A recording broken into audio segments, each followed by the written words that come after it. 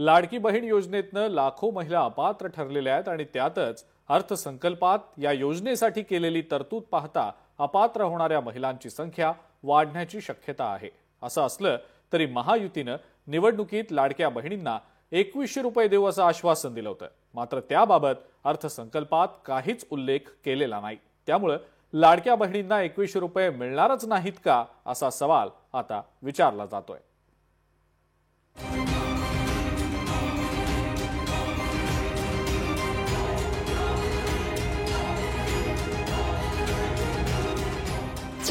लाडक्या बहिणींची सरकारकडून फसवणूक। लाडक्या बहिणींचे 1500चे 2100 कधी होणार? विरोधकांचे सरकारवर आरोपांचे बाण।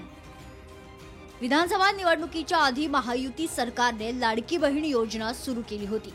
त्यानुसार दर महिन्याला लाडक्या बहिणींना 1500 रुपये मिळतात। मात्र विधानसभा निवडणुकीच्या प्रचारात याच 1500 रुपयांमध्ये वाढ करून ते 2100 रुपये करू असं आश्वासन महायुतीच्या नेत्यांनी दिलं होतं।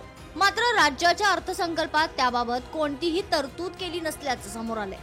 त्यावरून विरोधकांनी सरकारवर आरोपांची सरबत्ती केली आहे। एकनाथ शिंदेंना सांगितलं असावं की आता तुम्ही आणलेल्या योजना पुढे चालवू शकत नाही, कारण हे सरकार ओढीवर चाललेलं सरकार आहे। ओढी म्हणजे ओव्हरड्राफ्टवर, ओव्हरड्राफ्ट घ्यायचा आणि काम भागवायचं, अशा प्रकारची आताची स्थिती आहे। 1500 वरनं 2100 लाडक्या बहिणी योजनेचं मानधन करू, पण ते 2 वर्षानंतर सत्तेत आल्यानंतर करू, तर आम्ही मान्य केलं असतं। दादा जे म्हणतायत की मी बोललोच नव्हतो, पण तुमच्या जाहीरनाम्यामध्ये तुम्ही दिलं होतं की 1500 वरनं 2100 करणार आहात।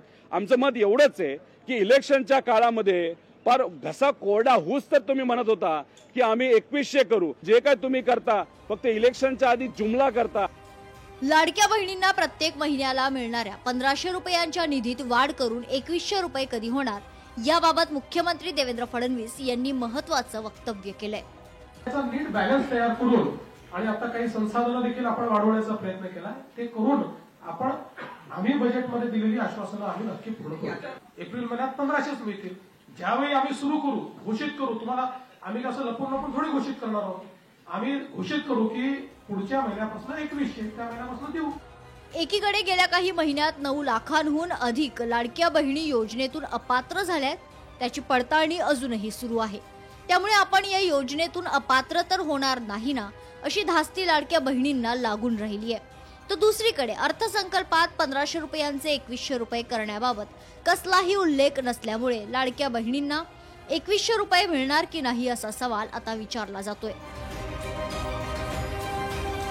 ब्युरो रिपोर्ट, लोकशाही मराठी।